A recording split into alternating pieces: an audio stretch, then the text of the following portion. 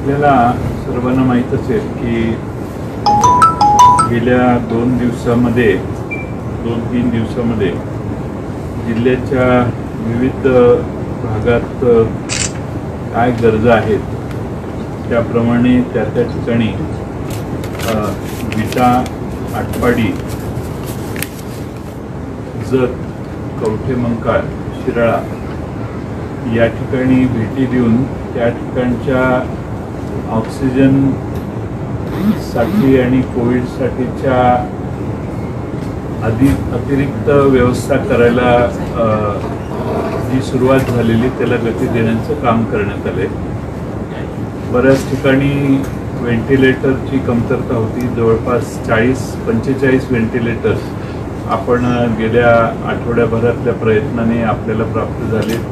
जिल्हाधिकारी गरजेप्रमाणे जिल्ह्यातल्या विविध हॉस्पिटल्सना ती पोच करणार आहे। बऱ्याच ठिकाणी मोठ्या प्रमाणात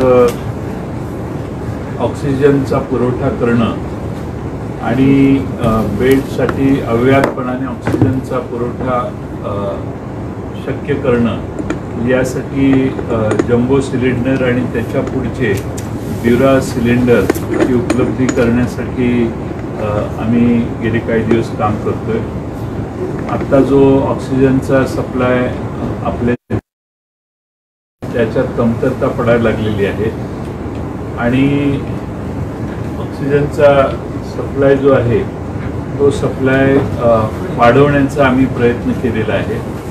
मला वाटतं की काही कालावधीनंतर ऑक्सिजनचा सप्लाय देखील पुढच्या 2 दिवसात आपल्या जिल्ह्याला आवश्यक त्या प्रमाणात म्हणजे वाढीव सेंटर्ससाठी उपलब्ध होईल अशी आम्हाला आशा आहे। सगळ्या जिल्ह्यामध्ये कॉन्ट्रॅक्ट ट्रेसिंगवर भर द्यायचं काम सर्व तालुक्यात चालू आहे। अँटीजन टेस्ट आवश्यकतेप्रमाणे करतोय आपण, सरसकट सगळी काय अँटीजन टेस्ट आपण करत नाही आहे आणि त्यामुळे आज सर्व लोकप्रतिनिधींच्या बरोबर आढावा घेताना आपल्या जिल्ह्यातली प्राथमिक आरोग्य केंद्र आणि ग्रामीण रुग्णालय इथं काही रिक्त पदं आहेत ते भरण्याच्यासाठी देखील राज्य सरकारच्या सचिवांच्याबरोबर चर्चा करून त्याबाबतीतले निर्णय घेण्यात आलेले आहेत। सर्व तालुका स्तरावर रेमडेसिवीर आणि अन्य औषधं जी कोविडच्या साठी लागत आहेत त्या औषधांचा पुरवठा प्रत्येक तालुक्यात करून तिथं वापराचे अधिकार हे तालुका स्तरावर देण्याचं देखील आम्ही ठरवलेलं आहे। त्याचबरोबर आपल्या नगरपालिका, नगरपंचायती इथं आणि महापालिका इथं कोविडच्या संबंधात असणारे निर्णय घेताना त्यांना खर्चाचे वाढीव अधिकार देण्याचा देखील निर्णय घेण्यात आला आहे।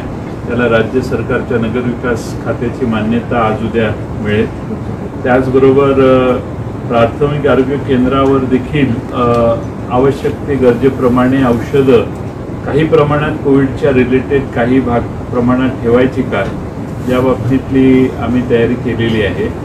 जत इथं, आटपाडी इथं तिथून इकडं पेशंट येण्यासाठी आणखीन ॲम्ब्युलन्स, जर ॲम्ब्युलन्स बस उपलब्ध नसेल तर ॲम्ब्युलन्सच्या बरोबर साध्या गाड्या कन्व्हर्टेड इंटू ॲम्ब्युलन्स ही व्यवस्था देखील करण्याचं काम आपण केलेलं आहे।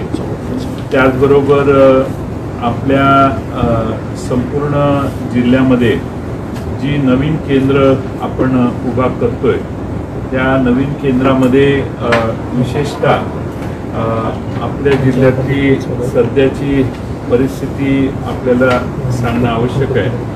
आता जिल्ह्यामध्ये जवळपास 2018 एकूण खाटा आपल्याकडे उपलब्ध आहेत, बेड्स उपलब्ध आहेत आणि त्यातले 383 बेड्स वेकंट आहेत आणि 1635 बेड्सवर रुग्ण आहेत। त्या 2018 बेड्समध्ये ICUचे बेड्स 509 आहेत आणि त्या 509 मध्ये 358 कोविड पॉझिटिव्ह बेड्स आहेत, कोविड पॉझिटिव्ह, आणि 151 सस्पेक्टेड कोविडसाठी बेड्स ठेवलेले आहेत. त्यापैकी ICUचे 73 बेड्स आपल्या जिल्ह्यात आज रिक्त आहेत आणि 436 ठिकाणी बेड्स अलॉट करण्यात आलेले आहेत. त्याचबरोबर साधे बेड म्हणजे ऑक्सिजनचा पुरवठा काही ठिकाणी आहे, काही ठिकाणी नाही, पण ICU नाही, असे साधारणपणाने आपल्या जिल्ह्यात 1509 बेड्स आहेत. त्यामधले 310 बेड्स वेकंट आहेत आणि 1199 बेड्स हे आज अखेर पेशंटनी ऑक्युपाय केलेले आहेत. त्यातले काही कोविड पॉझिटिव्ह आहेत आणि काही सस्पेक्टेड कोविडचे पेशंट आहेत. पण 2018 बेड्सपर्यंत आता आपण पोचलेलो आहे. त्याची साधारणपणाने जिल्ह्यात सर्व तालुक्यात मिळून 39 ठिकाणी आता आपण हे सगळे कोविड रिलेटेड ऑपरेशन्स करतोय, प्रयत्न पेशंट्स ठेवण्याचं काम करतोय. आता त्यामध्ये वाढ करण्यासाठी पुन्हा काल आणि आज दोन्ही दिवस आम्ही जे वेगवेगळे तालुके केले त्यात शिराळ्यामध्ये 75 अतिरिक्त बेड्स उपलब्ध होतील ऑक्सिजनेटेड असं दिसतंय. इस्लामपूरमध्ये 100 बेड्स अतिरिक्त उपलब्ध होतील, 1-2 दिवसात त्याची तयारी होईल. परत आटपाडीमध्ये देखील 150 बेड्स होतील आटपाडीमध्ये. विट्यामध्ये 200 पर्यंत विट्यामध्ये होतील. जतमध्ये 192 बेड्स होतील. असे कवठे मंकाळमध्ये 75 100च्या दरम्यान बेड्स होतील. ही अतिरिक्त व्यवस्था ही पुढच्या उशिरात उशिरा 7 दिवसात आणि कमीत कमी 3-4 दिवसाच्या नंतर उपलब्ध होईल. आज मी मगाशी आपल्याला माहिती दिली त्याप्रमाणे आजही आपल्याकडे वेकंट ICU बेड्स 73 आहेत आणि वॉर्डातले बेड्स साधारणपणाने 310 आहेत. त्यामुळं आपल्याला हे ध्यानात घेतलं पाहिजे की आपण जी सध्याची व्यवस्था आहे ती पूर्ण भरलेली आहे आणि बेड उपलब्ध होत नाही असं जे आपण म्हणतो, त्यात काही हॉस्पिटल पूर्ण भरलेले आहेत आणि काही हॉस्पिटलमध्ये जागा रिक्त आहेत. आणि आमचा विश्वास आहे की हे जे आम्ही गेल्या 2-4 दिवसात प्रयत्न केले त्यातून साधारणपणाने 600 ते 700 बेड्स हे आपल्याला अतिरिक्त उपलब्ध होतील. आणि 600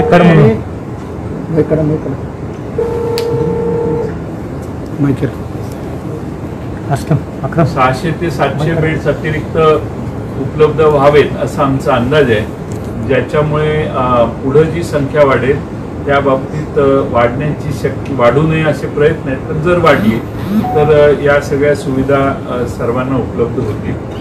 अनेक ठिकाणी दहनासाठी मजूर किंवा तिथले कर्मचारी वर्ग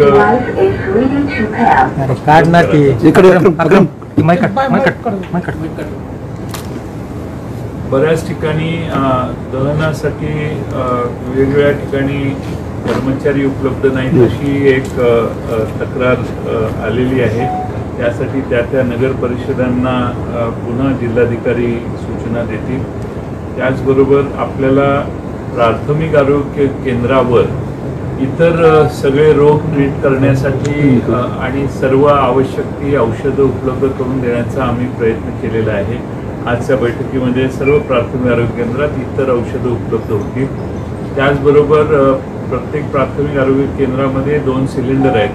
ऑक्सिजनची ती सिलेंडर परवापासून कायम भरून राहतील आणि कमी झाली तर लगेच नवीन सिलेंडर रिप्लेस होईल अशी व्यवस्था केली आहे. कारण एखादा धाप टाकत आलाच जर तिथं तर त्याला लगेच ऑक्सिजन द्यावा. आणि मृत्यूचा दर कमी करण्यासाठी जे शक्य आहे रेमडेसिवीरपासून सर्व प्रकारची औषधं तालुका स्तरावर देण्याचा निर्णय केलेला आहे. आणि त्या तालुक्याच्या स्तरावरून जे सरकारी रुग्णालय आहेत की सरकारी रुग्णालय किंवा सरकारने आम्ही जे मगाशी सांगतोय की संख्या बेडची सांगितली, सरकारने पुढाकार घेऊन सुरू केलेली, तिथं ॲडमिट झालेल्या पेशंटसाठी ही सुविधा उपलब्ध करण्याचा प्रयत्न आम्ही करणार आहे. महात्मा फुले योजनेमधून जे पेशंट्स असतील त्यांच्यात रेमडेसिवीर बसत नाही, पण त्यासाठी काही मार्ग काढायचा आमचा प्रयत्न आहे. पण सध्या आज औषधं उपलब्ध करून देणं हे पहिल्यांदा प्राधान्य आहे. त्याचा खर्च आहे, त्या खर्च काही प्रमाणात बेअर करावा लागेल. तो कसा करायचा, काय करायचा, तो मार्ग काढतोय. पण ही जी 600-700 बेडची जी सुविधा आम्ही जिल्ह्यात निर्माण करतोय, त्याच्यात हाय फ्लो ऑक्सिजन सप्लाय करणारी मशीन्स, बायपॅक मशीन्स, त्यासाठी आवश्यक असणारे सगळे इक्विपमेंट हे त्या ठिकाणी उपलब्ध करून देण्याचा आमचा प्रयत्न आहे. त्या पुढच्या 7-8 दिवसात बहुतेक सगळ्या ठिकाणी या काही प्रमाणात फॅसिलिटीज उभ्या राहिलेल्या आपल्याला दिसतील. माझा विश्वास आहे की आता ड्युरा सिलेंडर म्हणून जो प्रकार असतो, म्हणजे कंटिन्युअस त्या ऑक्सिजनचा पुरवठा होईल आणि सिलेंडर काढा लावा हे होत नाही. एकदमच तो ड्युरा सिलेंडरच बदलला तर मोठ्या प्रमाणात ऑक्सिजनची व्यवस्था होते. तसे ड्युरा सिलेंडर्स या मी मगाशी सांगितलेल्या प्रत्येक तालुक्याच्या आपण नव्यानं उभ्या करणाऱ्या व्यवस्थेत निर्माण होत आहेत. तशी जम्बो फॅसिलिटी मुंबई महानगरपालिकेत आणि अन्य ठिकाणी आहे. तशा प्रकारचीच फॅसिलिटी तालुका स्तरावर या 7-8 ठिकाणी आपण निर्माण करतोय, जेणेकरून आपल्याला बरीचशी त्यात सुसह्यता परिस्थितीमध्ये निर्माण होईल. परिस्थिती अत्यंत गंभीर आहे. परिस्थिती जर पाहिली तर फार मोठ्या प्रमाणात संक्रमण झालेलं आहे आणि तरी देखील अनेकांना आवाहन करून देखील लोक घराच्या बाहेर पडायचं थांबत नाही आहेत. अनेक वेळेला आपल्या घरात कुणाला कोविड झाल्याशिवाय त्याचं गांभीर्य लोकांच्या लक्षात येत नाही आणि त्यामुळं प्रसार फार मोठ्या प्रमाणात ग्रामीण भागात वाढलेला आहे. माझी आपल्यामार्फत सांगली जिल्ह्यातल्या सगळ्या नागरिकांना विनंती आहे, आवश्यकतेशिवाय घर सोडू नये, लहान मुलांना घराच्या बाहेर शक्यतो जाऊन देऊ नये. खेळायला म्हणून संध्याकाळी बाहेर जाणारी मुलं देखील घरी कोविड घेऊन यायला लागली आहेत. अशी काही उदाहरणं जिल्ह्यात आपल्या आहेत आणि कोविड झाल्यामुळे घाबरून जाण्याचं देखील कारण हे आपणही सगळ्यांना सांगितलं पाहिजे. अनेक लोक भीतीमुळं अडचणीत आलेली, संकटात आलेले, अतिशय शेवटच्या घटकेला पोचलेली अनुभवायला मिळालेली आहेत. कोविडवर उपाय आहे. योग्य वेळी जर आपल्याला सर्दी, खोकला, ताप किंवा अन्य काही गोष्ट होत असेल तर डॉक्टरना सांगितलं तर त्याच्यावर लगेच उपाययोजना होऊ शकते आणि उपाययोजना जर व्यवस्थित झाली तर घरात बसूनच कोविड दुरुस्त होऊ शकतो, असं हजारोंच्या बाबतीत घडलेलं आहे. म्हणून माझी आपणामार्फत सांगली जिल्ह्यातल्या जनतेला विनंती आहे की काहीही थोडंसं बदल दिसला, काही दम लागायला लागला, श्वासाचा त्रास दिला, कोणत्याही प्रकारचे सिम्पटम दिसले तर आपण प्राथमिक आरोग्य केंद्रात गावातल्या डॉक्टरला दाखवा. त्याच्या सल्ल्यानुसार आपण पुढची पावलं टाका. घाबरून जाण्याचं कोणतंही कारण नाही. अनेक जण व्हेंटिलेटरवर गेलेले देखील मागं दुरुस्त होऊन आलेले पण चांगले अनुभव आहेत. त्यामुळं ज्यांना कोमॉर्बिडिटी आहे, म्हणजे ब्लड प्रेशर आहे, हार्टचा प्रॉब्लेम आहे, किडनीचा प्रॉब्लेम आहे, लिव्हरचा प्रॉब्लेम आहे, स्मोकिंग ज्यांनी जास्त केलेलं आहे, असे जे प्रकार आहेत त्यांनी सावध राहिलं पाहिजे. कोविड होणार नाही ह्याची काळजी पूर्ण त्यांनी घ्यावी. माझी तर सूचना आहे की घराच्या बाहेरच यांनी पडू नये. पण इतर जण जे पडत आहेत त्यांनी देखील तोंडावर मास्क शिवाय कोणत्याही परिस्थितीत बाहेर फिरू नये. सर्व ज्या काळज्या आहेत त्या घ्याव्यात. मी आता मास्क काढलाय कारण आपल्याशी बोलताना आपल्याला स्पष्ट ऐकू येणार नाही म्हणून, पण मी मास्क पूर्ण मधल्या काळात कमी होतो, पण मास्क घालण्याशिवाय याच्यापासून बचाव नाही हे आपण सगळ्यांनी लक्षात घेतलं पाहिजे. माझी आपणामार्फत सांगली जिल्ह्यातल्या जनतेला विनंती आहे, त्यांची काळजी घेण्यासाठी पूर्ण ताकदीनं शासन आम्ही सगळे प्रयत्न करतोय. कोणताही तुटवडा जाणवणार नाही. पुढच्या 2-3 दिवसात म्हणजे काही तालुके असे आहेत जिथं बेडची उपलब्धी चांगली आहे आणि संख्या कमी आहे. त्यामुळे काही काळजीचं कारण नाही. कोविड प्लस झालाय, कोविड पॉझिटिव्ह आलाय म्हणून घाबरण्याचं काही कारण नाही. तुमच्यासाठी सगळ्या सुविधा महाराष्ट्र सरकारने उपलब्ध केलेल्या आहेत, त्याचा आपण फायदा घ्या. गोंधळून जाऊन विनाकारण आपण हे करायची गरज नाही. थोडासा सल्ला डॉक्टरचा घेतला, ताबडतोबीनं कवठेपिरांना मी रात्री होतो तर कवठेपिरांना तिथं लक्षणं कोविडची दिसली तर त्या ठिकाणी काही आवश्यक असणारी औषधं सुरुवात करून तिथं बरंचसं कंट्रोल या संबंधातल्या रोगावर आणण्यात आलेला आहे. त्यामुळं असे सर्व प्रकार आणि प्रयोग करतोय आपण. आज एक प्राईड हॉटेलमध्ये इथल्या मेडिकल असोसिएशनने सांगलीच्या जवळपास 30 रूम्स आणि थोड्या दिवसांनी 40 म्हणजे 70 रूम्स या पेड फॅसिलिटी आहे. तिथं लोक राहतील, जेवण खाण ब्रेकफास्ट सगळं तिथं उपलब्ध होईल, औषधासहित सगळी सेवा त्यांची होईल अशी काहीतरी फॅसिलिटी त्यांनी उभी केलेली आहे. ते आज आम्ही सुरुवात करून आलो. त्याचबरोबर डॉक्टर वाळवेकरांच्याकडे देखील 30-40 बेड्स आहेत. तिथं देखील ऑक्सिजनेटेड बेड आणि व्हेंटिलेटर टाईप व्हेंटिलेटर सदृश्य जी काही गरज आहे ती निर्माण करण्याचं काम झालेलं आहे. आणि त्याचबरोबर आत्ता एक शेवटचं कर्नाळ रोडला एक हॉल मखदूम हॉल भाड्याने घेऊन उपलब्ध करून त्या ठिकाणी 25 बेडची व्यवस्था झालेली आहे. संपूर्ण 100 बेडची तिथं व्यवस्था होईल. डॉक्टर अमोल पाटील म्हणून मालेवाडीचे आहेत, ते पुण्याला असतात, त्यांनी तिथं ती व्यवस्था करायची जबाबदारी स्वीकारलेली आहे. तिथेही जवळपास पुढच्या 5-6 दिवसात 100पर्यंत ते जायची त्यांची तयारी आहे. त्याचबरोबर आणखीन काही संघटनांनी मला स्वतःहून पुढाकार इच्छा दाखवलेली आहे. जे वाळवेकरांच्या तिथं आहे ते जैन समाज संघटनेनं केलेलं आहे. मराठा उद्योजक परिवाराने देखील तशी इच्छा व्यक्त करणारा पत्र 100 बेडचं करतो म्हणून माझ्याकडे दिलेलं आहे. आपल्या या इस्लामपूरबरोबर आष्ट्यातही अण्णासाहेब डांगे कॉलेजमध्ये ती एक सुविधा आपण निर्माण करतोय 50 बेडची. अशाच जिथं शक्य आहे, जिथं डॉक्टरची उपलब्धी आहे या सर्व ठिकाणी आपण यंत्रणा उभी करतोय, झालेली आहे बऱ्याच ठिकाणी. आणि म्हणून मला असं खात्री आहे की पुढच्या 4-5 दिवसात आणखीन लोकांना कोविडच्या रुग्णालयांच्या व्यवस्था व्यवस्थितपणानं उपलब्ध होईल. मला सांगितलं की प्राथमिक आरोग्य केंद्रामध्ये रिक्त. शेवटचा मुद्दा माझा एक आहे की असंही दिसून आलं की मला कोविड झाल्यावर मी डायरेक्ट हॉस्पिटल गाठतोय आणि बेड ताब्यात घेतोय. आपल्याला हे परवडणारं नाही आहे.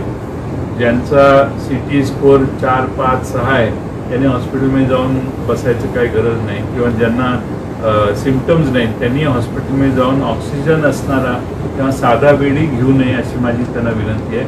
कारण ज्याला लढाई करायची आहे मृत्यूशी त्याच्यासाठी ती आवश्यक आहे. तुम्ही जाऊन तिथं बेड घेणं बरोबर नाही. त्यामुळं आम्ही सगळ्यांना विनंती करतो, जिल्हाधिकाऱ्यांनाही मी सूचना दिलेल्या आहेत की अनावश्यक ऑक्युपन्सी जर असेल बेडची तर त्या पेशंटना नम्रपणाने CCC मध्ये जाऊन थांबायला सांगू. पण अत्यंत आवश्यक ज्यांना ऑक्सिजनची गरज आहे, व्हेंटिलेटरची गरज आहे, अत्यंत पुढच्या स्टेजला गेलेली केस असेल त्यांनाच ऑक्सिजन या फॅसिलिटीचा वापर त्यांनी करावा. अन्य सिम्पटम नसणारे किंवा थोडे सिम्पटम आहेत पण आटोक्यात आहेत अशांना जास्त पुढं त्यांनी त्याचा वापर करू नये अशी आमची त्यांना आपल्यामार्फत जाहीर विनंती. मला सांगितलं प्राथमिक आरोग्य केंद्राची रिक्त पदं भरणार. मुळातच मिरज सिव्हिलमध्ये मुळातच पदं बरीचशी रिक्त आहेत आणि त्यामध्ये पण आता 50 जवळपास कर्मचारी पॉझिटिव्ह आहेत. रिप्लेस करायचं म्हटलं तरी सुद्धा तिथं ताण आहे. 4-5 महिने झाला अहोरात्र ते सगळे कर्मचारी डॉक्टर प्राध्यापक राबतात. जर किमान थेट जरी भरती करता येत नसली तर तात्पुरते कंत्राटी पद्धतीवर सुद्धा काही पदं भरून तिथं त्यांचा ताण कमी केला जाऊ शकतो. त्याची चर्चा झाली, संबंधितांशी आम्ही बोललेलो आहे. मी मेडिकल एज्युकेशन डिपार्टमेंटलाही तात्पुरते त्यांना जागा भरून देण्याची अनुमती देण्याची व्यवस्था होती. ते भरतील पुढच्या काही. कोविड सेंटर उभा राहिल्यानंतर काही ठिकाणी डॉक्टर विरोध करत आहेत काम करण्यास. म्हणजे तासगावमध्ये आपण उद्घाटन केलं, तिथेच रात्री प्रकार झाला की 8-9 रुग्णांना बाहेर टाकलं. इस्लामपूरमध्ये देखील हॉस्पिटल देण्यास नकार देतो डॉक्टर, 5 दिवस नोटीस देऊन देतो. अशा प्रकार मोठ्या प्रमाणात घडतात. यासाठी काय निर्णय अपेक्षित? त्यासाठी हे जे आपण ॲडिशनल बेड्स मी तुम्हाला मगाशी आकडेवारी सांगितली ती जर उपलब्ध झाली तर कदाचित आपल्याला अशा हॉस्पिटलची गरज राहणार नाही. पण तोपर्यंत कुणी नकार देऊ नये, की जी आम्ही विनंती केली आहे त्याला त्यांनी मान द्यावा. थोड्या दिवसासाठी का होईना, पण समाजाची आता ही गरज आहे म्हणून त्यांनी नकार देऊ नये. आमच्या फॅसिलिटीज सुरू झाल्या आणि पेशंट तिकडे जायला लागले तर त्याच डॉक्टरना आम्ही विनंती करणार आहे की तुम्ही आमच्या सुरू केलेल्या कोविड हॉस्पिटलमध्ये येऊन सेवा द्या. आता बेड वाढवलं जातं, मात्र जी इंजेक्शन आहेत ते महागडी इंजेक्शन आहेत. इतर वेळी जसं पुराच्या वेळी, दुष्काळाच्या वेळी जसा फंड गोळा केला जातो तसा विविध संघटना, सामाजिक लोक असतील किंवा लोकप्रतिनिधी असतील यांच्याकडून एखादा असा फंड जर निर्माण केला तर जिल्हाधिकाऱ्यांच्या ताब्यात दिला तर ते इंजेक्शन खरेदी करण्यासाठी उपयोग होऊ शकतो. कारण की फार महागडी औषध आहेत जे इंजेक्शन आहेत. बेड वाढवते मात्र जे गरज इंजेक्शनचे आहे आता लोकांना. आता जे सरकारच्या रुग्णालयात आलेले आहेत त्यांना सरकारच्या माध्यमातून इंजेक्शन उपलब्ध करतो. पण खाजगी काही धनिकांनाही आम्ही आवाहन करणार आहे की त्यांनी जर तशी सुविधा करून औषधं उपलब्ध करून दिली तर ती औषधं घेऊन अत्यंत गरजू पेशंटपर्यंत पोहोचवण्याची आवश्यकता आहे आणि ती आम्ही करू. काही ठिकाणी जनता कर्फ्यूचा प्रयोग पुन्हा एकदा केला जातो. जिल्ह्यामध्ये प्रशासन का धाडस करत नाही, कधी गरज नाही का? नाही, गरज लॉकडाऊन हा जो शब्द आहे, लॉकडाऊन जर केलं तर मागच्या वेळी असा आमचा अनुभव आहे की त्याच्या बाबतीत वेगवेगळी मतमतांतरं येतात आणि दोन्ही बाजूने बोलणारे लोक असतात. त्यामुळं आम्ही असं आता सगळ्यांना आवाहन केलेलं आहे की गरजेशिवाय बाहेर पडू नका. शेवटी बाहेर पडला तर कोरोनाचा संसर्ग होण्याचा धोका आहे हे एकदा महाराष्ट्रात आणि आपल्या जिल्ह्यात बहुतेक सगळ्यांना कळलेलं आहे. त्यामुळं आमची अपेक्षा आहे की गरजेशिवाय बाहेर पडू नये, ग्रामीण भागातही आणि शहरी भागातही. आता इस्लामपूरला तिथल्या लोकांनी पुढाकार घेऊन स्वतःच लॉकडाऊन केलेलं आहे. काल कुठल्या गावात गेलेलो विट्यालाही केलेलं आहे. आता कवठे मंकाळा आहे. उत्स्फूर्तपणाने लोक करत आहेत आणि शेवटी पोलीस तरी किती ठिकाणी अडवणार हा एक प्रश्न आहे. त्यामुळे उत्स्फूर्त जनता कर्फ्यू टाईप काही गावं आता त्याचं अनुकरण करत आहेत. लॉकडाऊनच्या बद्दल वेगवेगळी वैभवच्या गावात पण करतात. सर, लॉकडाऊनच्या वेळी तुम्ही मतमतांतर आहेत, मात्र जे लोकांची अशी प्रतिक्रिया आहे की जे इस्लामपूरमध्ये स्ट्रिक्टली पाळलं गेलं, कोरोनामुक्त झालं सुरुवातीच्या टप्प्यात, जे धारावीला होऊ शकतं ते सांगली मिरजेत या 2 शहराच्या बाबतीत का होऊ शकत नाही? कडक उपाययोजना. नाही, लॉकडाऊन हा एक प्रकार आहे, पण त्यात सगळ्यात वेगवेगळं म्हणजे contact tracing. Contact tracing limited patient जोपर्यंत येत आहेत तोपर्यंत कॉन्टॅक्ट ट्रेसिंग करणं हे सोपं आहे. आता काय झालेलं आहे की कम्युनिटी स्प्रेड झालेलं आहे आणि त्यामुळं कॉन्टॅक्ट आता मी आज किती जणांना भेटलो याचं मागं करत गेलो तर ते फार वाढतं आहे आणि त्यांना मग होम आयसोलेशनच्या सूचना देणं, अलगीकरणाचे निर्णय घेणे हे प्रयत्न चालू आहेत. सांगली महापालिकेनं आता पूर्वी 6-7 जणांना कॉन्टॅक्ट ट्रेसिंग केलेलं. सांगली महापालिकेने आज 11 जणांपर्यंत त्यांचा स्कोर गेलेला आहे. म्हणजे एका पेशंटसाठी 11 माणसं contact tracing on an average, म्हणजे काही ठिकाणी 20-22ही झालेले आहेत, पण ऑन अन ॲव्हरेज प्रत्येक माणूस कुठं गेलेला हे ओळखून 11 ऑन अन ॲव्हरेज 11पर्यंत त्यांनी कॉन्टॅक्ट ट्रेसिंग केले. हे प्रयत्न होत आहेत सगळीकडं. पण आता काय झालेलं आहे की आता एखाद्याला पॉझिटिव्ह झाला म्हटल्यावर ते हॉस्पिटलमध्ये जाऊन ॲडमिट करणं हाच स्पीडनं कार्यक्रम होतोय. कॉन्टॅक्ट ट्रेसिंग त्यालाच विचारून त्याची हिस्ट्री घेऊन जे टाईम मिळतो तो टाईम बऱ्याच केसेसमध्ये मिळत नाही असं झालेलं आहे. ऑक्सिजनच्या तुटवड्याला लक्षात घेता कर्नाटक किंवा अन्य राज्याकडून त्याच्या संदर्भात हे सोडाय का? ऑक्सिजनचा प्रचंड तुटवडा आहे. बऱ्याच ठिकाणी ऑक्सिजनची खंडित होण्याची शक्यता बऱ्याच ठिकाणची दिसते आहे. जे सध्या सप्लाय करतायत आज दिवसभरात आम्ही जे सप्लाय आमच्याकडे पुरवठा करतात त्यांची खातरजमा आम्ही केलेली आहे की तो ऑक्सिजनचा पुरवठा थांबणार नाही. पण काही जिल्ह्यातून आपण ऑक्सिजन आणत होतो त्यांनी आमच्या जिल्ह्यातही संख्या वाढते त्यामुळे त्यांनी असमर्थता दर्शवलेली आहे. त्यामुळं मी आज सकाळपासून पर्यायी व्यवस्था केलेली आहे. पर्यायी व्यवस्था उद्यापासून सुरू होईल आणि पूर्वी मिळणारा ऑक्सिजन अधिक पर्यायी व्यवस्था ही मिळून देखील आपण काठावर येऊ अशी परिस्थिती आहे, पण पर्यायी व्यवस्था मी केलेली आहे. काही साहेब कोलकाता हॉस्पिटलला अशी अवस्था आहे की जे पॉझिटिव्ह रुग्ण आहेत तिथं पेशंट सिरियस असतो, पण लाख रुपये भरल्याशिवाय म्हणजे तर 1 लाख रुपये किंवा 50,000 कमी भरल्याशिवाय पेशंटच ऍडमिट करून घेतले. यावरती साहेब काय उपाययोजना आहे? आपल्याकडे आपण सगळ्या हॉस्पिटल खाजगी रुग्णालय जे आहेत तिथं आपण कोविड पेशंट ट्रीट करणाऱ्या रुग्णालयात एक ऑडिटर बसवलेलं आहे. आणि आपण जे म्हणताय अशी जर तक्रार आली असेल तर त्या काल अशी आणखीन एक तक्रार आली. काही ठिकाणी पेशंट आल्या सांगतात पैसे ठेवा 10,000 रुपये, आणि मग जाताना महात्मा फुलेचा त्याला बिल लावतात आणि उरलेली कच्चा बिल त्यांना देतात. अशी काही हॉस्पिटल्स आहेत. काही ठिकाणी पैसे दिल्याशिवाय ॲडमिशन करत नाहीत. असेही काही कमर्शियल दृष्टीनं या कोविडच्या समस्येकडे बघणारे 1-2 जण आहेत, जास्त नाही आहेत. मी सगळ्या मेडिकल फ्रॅटर्निटीवर अन्याय होऊन देणार नाही. 1-2 अशी आहेत. माझी त्यांना विनंती आणि जिल्हाधिकारी त्यांच्याशी बोलतील. आम्ही मगाशी चर्चा करून राज्यमंत्र्यांनी अशी 1-2 उदाहरणं सांगितलेली आहेत जिल्हाधिकाऱ्यांना. जिल्हाधिकारी आलेले तक्रार संबंधित डॉक्टरांशी बोलतील. हा प्रकार होणार नाही याची दक्षता घेतील. कोविडच्या बद्दल उपाययोजना सुरू आहेत, मात्र 2 आमदारांनी विधान परिषदेचे आज आंदोलन केलं जिल्हाधिकाऱ्यांवर की नॉन कोविड रुग्णांच्या हेळसांड होते असं त्यांचं हे आहे. बरोबर आहे त्यांचं. ही समस्या सगळीकडे आहे. आज सगळ्यात मोठा जास्त इमिजिएट अटेंड करायची केस ही आहे ती कोविडची आहे. पण इतर रुग्ण जे आहेत त्यांना ट्रीट करायला प्रत्येक शहरामध्ये जे नॉन कोविडचे हॉस्पिटल्स आहेत ते चालू राहिले पाहिजे. बऱ्याच ठिकाणी असं आढळून आलेलं आहे की डॉक्टरांनी प्रॅक्टिस बंद केलेली आहे. बऱ्याच ठिकाणी डॉक्टर पेशंटला भेटत नाही, असेही काही कंप्लेंट्स यायला लागले. त्यामुळे एकदम तुटवडा जाणवायला लागला आहे. त्यामुळं सर्व ठिकाणी जे डॉक्टर आहेत त्यांनी पेशंटना तपासायला सुरुवात केली पाहिजे. आपली रुग्णालय बंद करून चालणार नाही. इतर जे कोविडचे सिम्पटम्स नाहीत अशा पेशंट्सना तपासायला काहीच अडचण नाही.